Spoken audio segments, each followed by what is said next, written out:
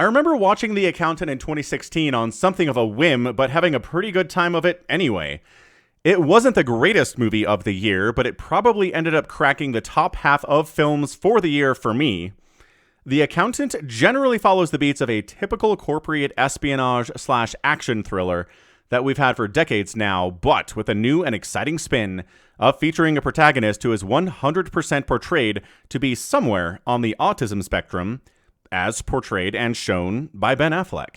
Now, I'm not the biggest Affleck fan in the world, but I've appreciated his work over the years, especially what he does in Good Will Hunting, which I think was his first movie role, and I find his portrayal of Christian Wolf, an autistic accountant with some incredible gunplay skills, to be convincing. I rarely saw him as Ben Affleck playing some dude, and that's a skill I appreciate in Hollywood more and more these days. Anyone who can disappear themselves into a role, even somebody famous and in the public eye, to such an extent that I forget that they're playing a role, deserves accolades. Anyway, Wolf, or Christian if you want me to call him, works for criminal organizations to help them uncook their books, which just means find ways that the IRS can catch their illegal activities and fix them. The reason he works for criminals instead of upstanding companies is simply the money. There's a lot more money to be had in illicit activities, and Wolf has no qualms about becoming a criminal himself, as long as the pay is good, and the pay is excellent. Another possible reason he has no qualms about working like this is his place on the autism spectrum. While this is never outright stated in the film, his actions seem to follow a pattern where the smartest move is the one that gets him what he or his clients want, whether in the short or the long term. There aren't many, if any, considerations taken for those hurt incidentally due to these actions, and it's a very narrow way of thinking.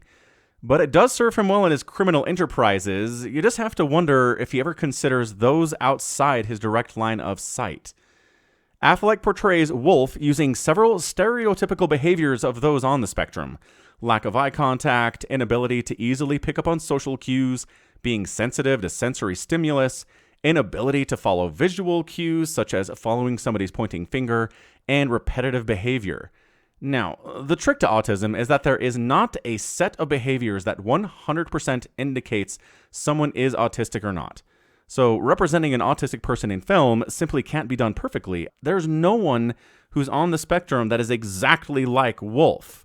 And not everyone on the spectrum can be shown in the actions of just one character. But in articles and social media posts I've found from people in this community about this film, they find Affleck's work to be acceptable. And while the stereotypical behaviors annoy some of them, others recognize that, hey, stereotypes exist for a reason. There's some accuracy here. In general, seeing a blatantly autistic character with extreme capabilities and savant status does more good than harm for the community, as it shows the public at large that they can be contributing members to society, even if that society is an underground and illegal one, in Christian's case. And that's the other thing about Wolf. He's a whiz with numbers. He can look at a 50-page tax return and figure out where the problems are almost immediately. His style of putting all the relevant information to a case up on a board or conference room window allows him to see patterns that most cannot. It's like the inverse of A Beautiful Mind or Charlie Cox's insane rantings meme. His crazy wall of information actually works for him in a rational way. Anyway, the first Accountant movie was a fun time. I enjoyed the performances from Anna Kendrick and J.K. Simmons as always, and Jon Bernthal is allowed to do what he does best. Be Jon Bernthal. Any director that understands that Jon Bernthal just needs to be Jon Bernthal and he's great really unlocks his capabilities. Director Gavin O'Connor did a great job, and when I heard he was making a sequel 9 years after the first movie was released, I was interested enough. But, as usual for me, only once the online buzz reached a level where I was confident The Accountant 2 was not only not a waste of time, but actually a good movie, I decided it was worth spending any time and money on. So, grabbing the movie gift card I got for Christmas from my family, I went to the local Cinemark to watch it. Set 9 years after the first film, Wolf is still doing what Wolf does, working for mob bosses, living in a trailer, and owning exactly one knife, one spoon, and one fork, for the sake of consistency. Only now, he's looking for love. An opening scene shows him at a local speed dating event, and every woman there seems dying to talk to him. Now, Ben Affleck is a very handsome dude, so this makes sense on the surface, but Once each woman finally gets their chance to talk to him, Wolf's utter lack of personal skills and ability to take social cues quickly dispels these women from their belief that this is the man for them. It's later shown that he gamed the local dating app algorithm by researching what types of men get the most positive response from women and carefully curated a profile that was sure to get a ton of attention. But as these movies show again and again, tech smarts and know-how are not enough to actually make a real emotional bond with someone. One aspect of Wolf's romantic pursuits that is not at all discussed or explored in the film, and I feel like it should be, is that his lifestyle rules out many, many possible matches. Very few women are fine with dating a guy who works for the mob and ends up taking road trips to Mexico to gun down 30 bad guys every other weekend, even if they look like Ben Affleck. I mean, at least not the ones that show up to speed dating events or square dancing nights at the local bar. However, not all bonds are romantic, and that's where Jon Bernthal comes into play as Wolf's estranged younger brother.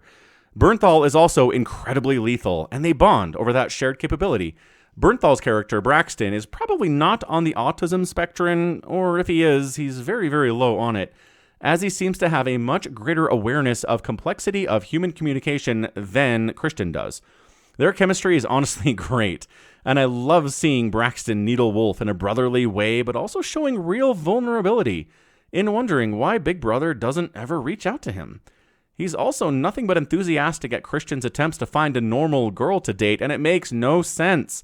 He knows what lifestyle Christian leads. Anyway, Wolf gets dragged into a big human trafficking plot by U.S. Treasury agent Mary Beth Medina, who's back from the first movie. She thinks there's a big operation going on in the Los Angeles area and tracks down Christian to help her sort it out. Unfortunately, she's not prepared to go along with his decidedly non-legal methods of investigation, including torturing a dude, also throwing a pimp off the second floor of a motel, and then stashing his broken, alive body in the trunk of her car. I did like that her arc concludes with her parting ways with Wolf and Braxton, instead of being dragged into their violent, illegal methods, as so many cops and state agents do in these movies. In the end, Christian and Braxton figure out who's behind this entire operation and shut it down, using a lot of bullets and grenades to do it. It's a rip-roaring, rollicking good time, in my opinion.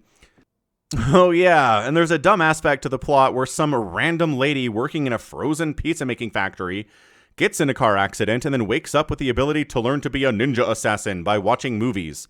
Oh yeah, classic movie plot there, huh? She tracks down the people who trafficked her and her son and also are responsible for shooting her husband in the head. Honestly, I don't know what the point of her character was. They really could have removed her and nothing would have changed. If you understand it, let me know in the comments. In short, The Accountant 2 is a fine follow-up to The Accountant and a worthy sequel. If you're looking for a fun time at the movies, watching tons of bad guys get blown up or thrown off motel balconies, this is the movie for you.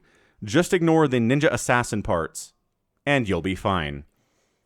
So yeah, thanks for watching. Thanks for listening to me rant about a movie. We got another one coming next week. Let me know in the comments what movie you want me to talk about. I'm thinking about doing Mission Impossible, maybe talking about Mission Impossible, A Final Reckoning, the part 1 and part 2. So again, let me know if you want me to do that. And until next time, thanks for watching, thanks for being here, and you take care of yourself.